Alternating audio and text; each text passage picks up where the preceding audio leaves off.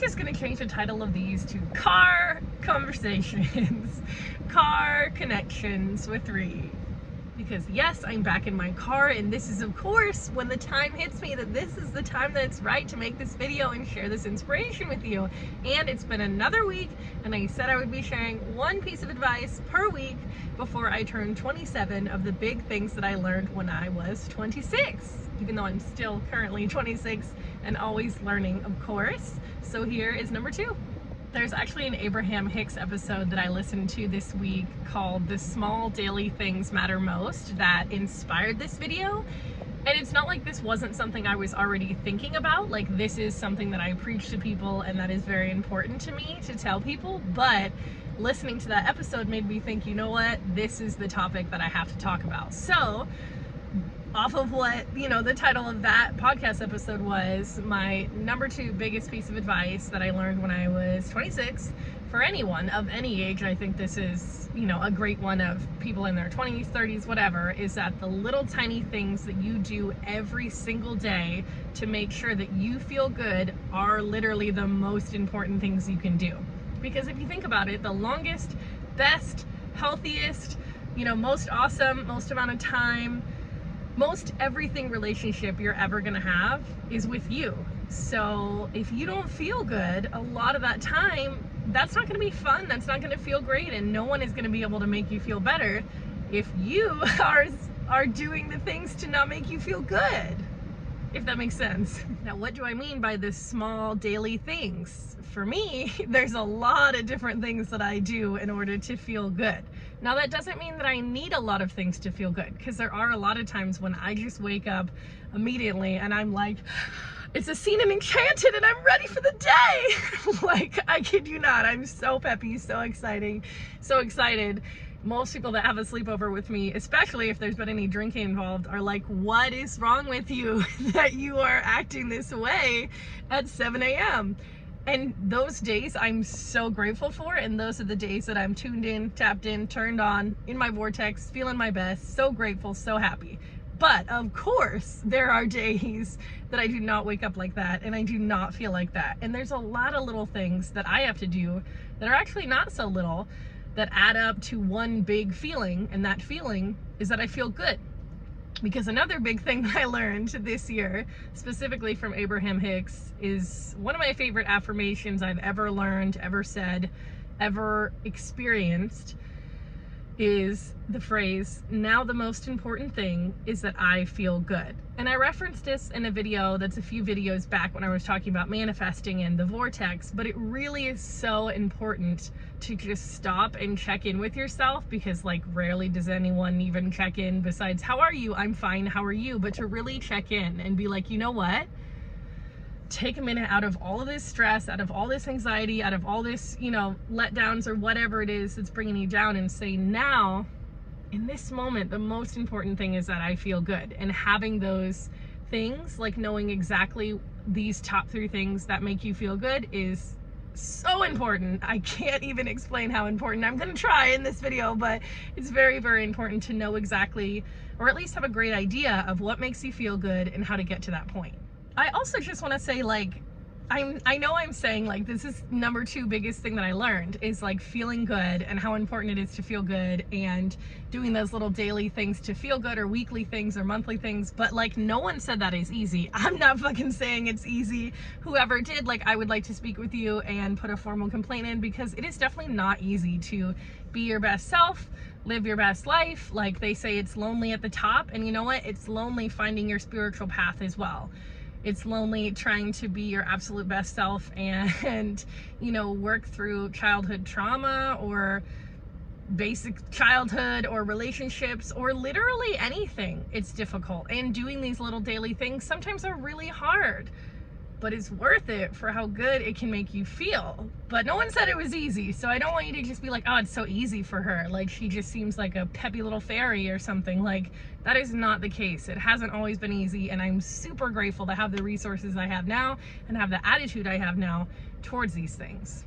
So what are your small daily things? I think that's something everyone has to decide for themselves, so I'm just gonna tell you mine and hope that it resonates. And I think it will with a lot of people, because mine aren't too far off from things that I've learned from other people that are spiritual, or people that are into the law of attraction, or people that I feel like I vibe with.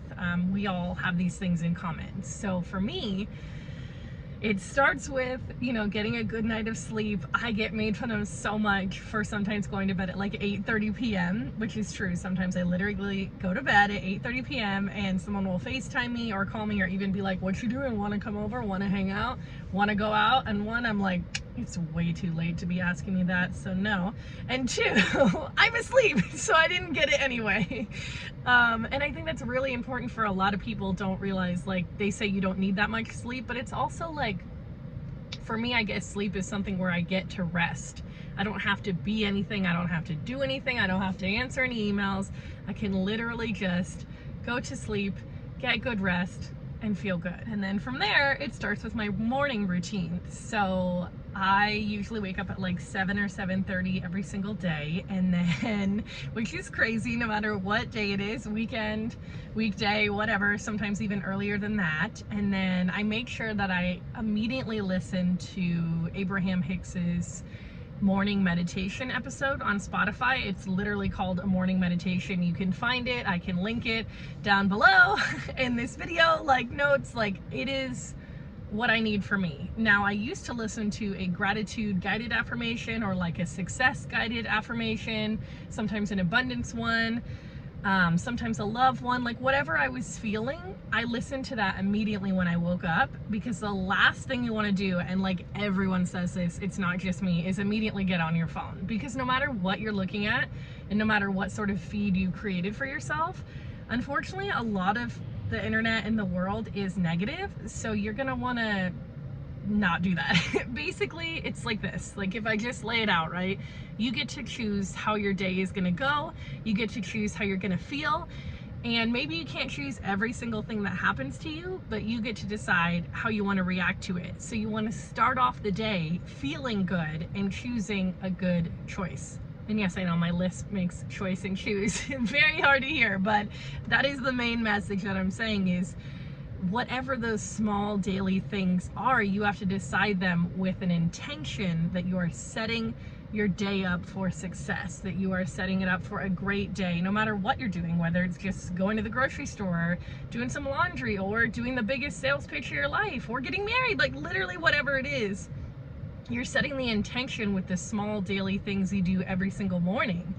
I also drink like a fruit energy drink that I love, or some water with lemon. Sometimes I'll do some stretches. I should definitely put in working out there.